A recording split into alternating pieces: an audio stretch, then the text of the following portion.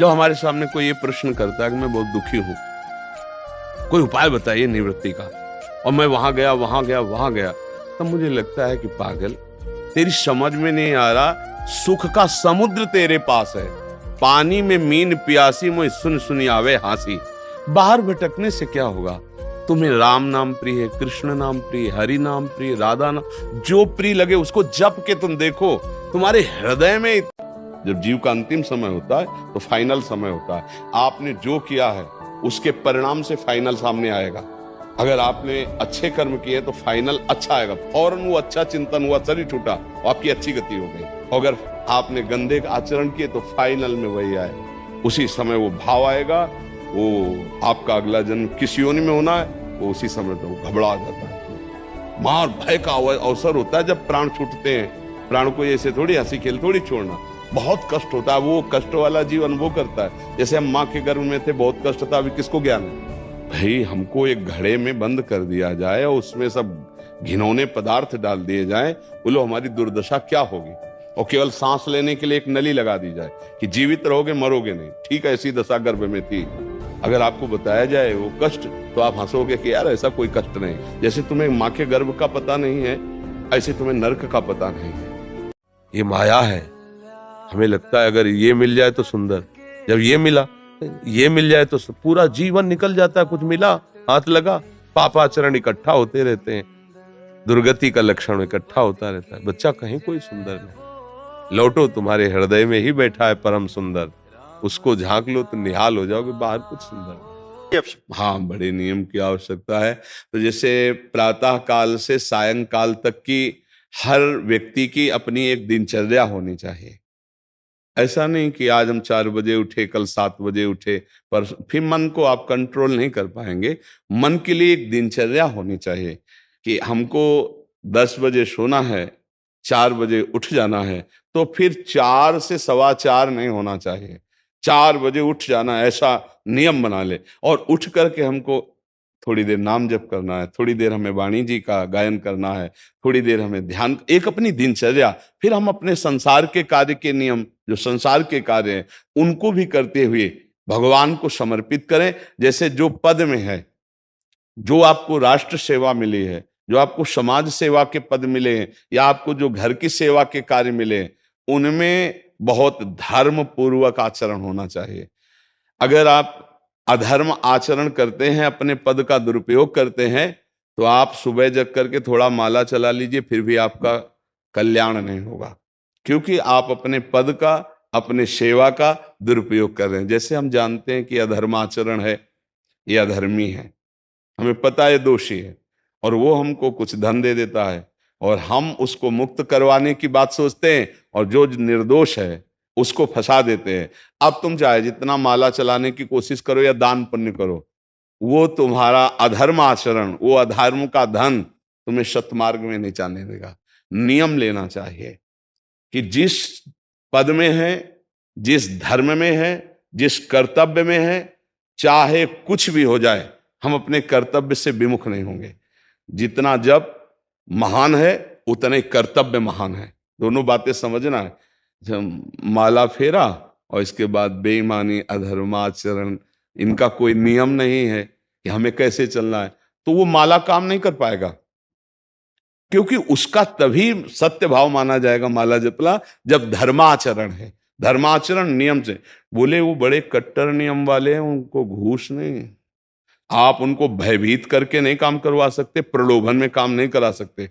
ये हमारी गृहस्थी है ना, तो गृहस्थी के पालन के लिए धन चाहिए, और धन के लिए हम धर्म को आगे रखें, धन को नहीं। धर्म को, हमारा कर्तव्य क्या, प्रायः जैसे पूज्य बाबा ने कहा, आज हमारे देश में बहुत दुर्दशा हो रही है। दुर्दशा हो रही, क्यों? क्योंकि सब अपनी जगह से गलत हो रहे हैं। अगर अपनी जगह हम ठीक रहे तो हमारी दुर्दशा नहीं होगी, हमारा भजन कम होगा, लेकिन हम धर्म से चल रहे हैं तो हम विजयी होंगे। हम भगवान को प्रसन्न कर सकते हैं, क्योंकि हमें जो कार्य मिला है वो भगवान का ही कार्य, सृष्टि भगवान का कार्य। जैसे नए बच्चे कुछ वकालत पढ़ रहे थे, तो यहाँ के प्रश्न किया था कि हम जानते हैं कि वो दोषी नहीं है, हम जानते हैं कि वो दोषी है, पर दोषी हमें पैसा दे रहा है, तो हम वकालत पढ़ी इसीलिए, हम उसको जिताएंगे, तो ये क्या कोई पाप है? तो उनका खुला पाप है। बोले नहीं, हमारी कोई ऐसा कंपनी दो, ऐसा कुछ बोले कि हमारी कंपनी को ये सिखाया जाता है, तो हमको तो ये करना ही होगा, अगर नहीं करेंगे तो हमारी वकालत का मतलब क्या रहा? तो नहीं, वकालत का मतलब अधर्मी को मुक्त करवाना नहीं है। वकालत का मतलब अधर्मी के सबूत एकत्रित करके उसको दंड दिलवाना है और धर्मात्मा को मुक्त करवाना है। अब इसके लिए आपके पास अर्थव्यवस्था अगर कमजोर भी है तो धर्म व्यवस्था आपकी पूरी है। धर्म व्यवस्था ठीक है तो परिवार स्वस्थ रहेगा, सुखी रहेगा, भगवान आप पर प्रसन्न रहेंगे। अच्छा, फिर हमने तर्क रखा कि जैसे आपकी बहन के साथ कोई गलत व्यवहार करे, आपको पता है, और वो आपको 10 लाख रुपया घूस दे, तो क्या आप उसका पक्ष लेंगे? नहीं। तो फिर दूसरी बहन के साथ किया है। अब यहां विचार करना है ना, अपने भाई का अगर कत्ल किए हो, मुझे पता हो कि ये दोषी है, तो क्या हम पैसे से उसको मुक्त करने देंगे? लगेगा कि जान की बाजी लगा देंगे, और तुम्हें हम ऐसे ही एक गरीब आदमी की किसी ने हत्या की है, तो आपका पक्ष बनता है। पर यह ज्ञान कहां मिलेगा? बिना अध्यात्म के ये ज्ञान तो मिलेगा नहीं। ज्ञान तो इस बात का मिला कि कैसे पैसा कमाया जाए। अच्छा, वो पैसा यदि अधर्म से आया है तो आपकी दुर्दशा कर देगा, आपकी बुद्धि भ्रष्ट कर देगा। तो जो बाबा कह रहे हैं कि आज हमारे समाज की बड़ी दुर्दशा हो रही, उसका कारण यही है कि हमें अध्यात्म का ज्ञान नहीं, हमें धर्म का ज्ञान नहीं, और बड़ी बड़ी गलतियां हो जाती है।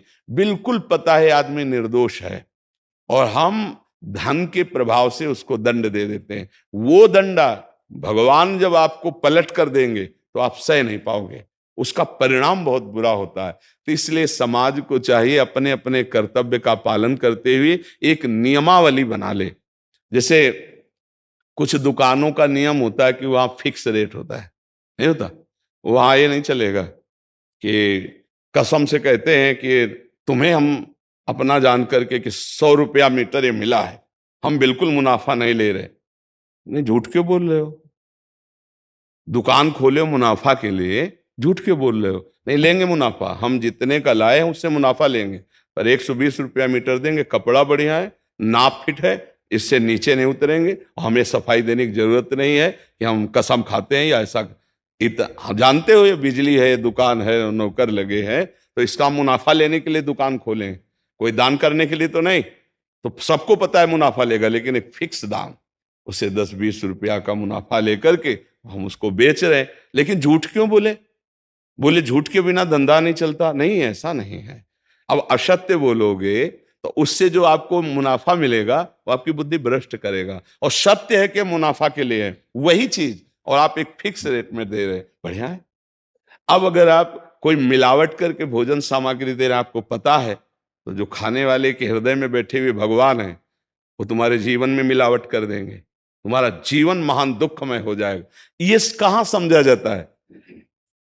एक आदमी सिंथेटिक दूध बना रहा है, उससे कहो ये अपने बच्चे को पिला, नहीं पिलाएगा। फिर ये दूसरे का बच्चा जब पिएगा तो उसकी हालत क्या होगी? दूसरे शरीर में जाएगा तो हालत क्या होगी? वो केवल धन की बुद्धि रख रहा है।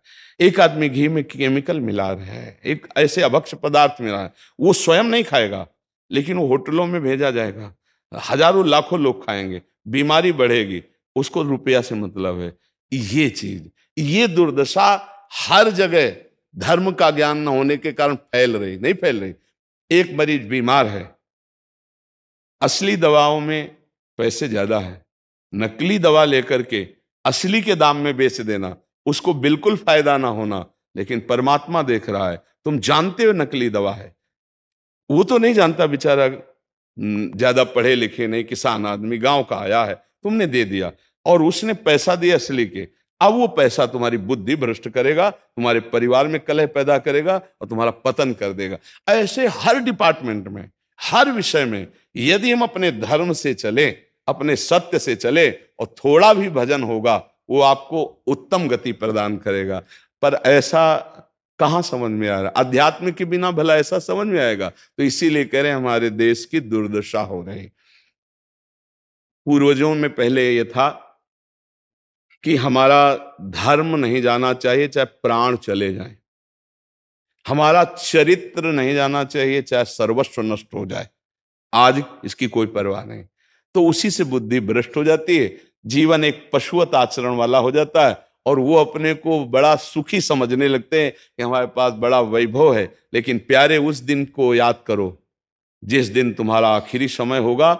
ना तुम्हारा फार्म हाउस जाएगा, ना महल तुम्हारा जाएगा, ना बैंक बैलेंस जाएगा, ना कोई व्यक्ति, और ना ये शरीर। अब तुम्हारे कर्म तुमको भोगवाएंगे। उस समय की कौन याद करता है? अगर उस समय की याद हो तो भय लग जाए कि नहीं नहीं, पाप नहीं करूंगा, क्योंकि जाना है यहां से। अच्छा, कब जाना है कुछ पता नहीं है, किसी भी समय ट्रांसफर हो सकता है इस शरीर से। तो हमें लगता है कि महापुरुषों के जो वचन है कि हमें एक नियम से जीवन जीना चाहिए, धर्म पूर्वक जीवन जीना चाहिए, अपने कर्तव्य का पालन करना चाहिए। जो हमारे लिए कर्तव्य, आज प्रायः धन प्रधान बुद्धि होने के कारण कर्तव्य स्वाहा हो रहा है। एक विद्यालय में विद्यार्थी के लिए जो गुरु पद में बैठा, उसका क्या कर्तव्य है?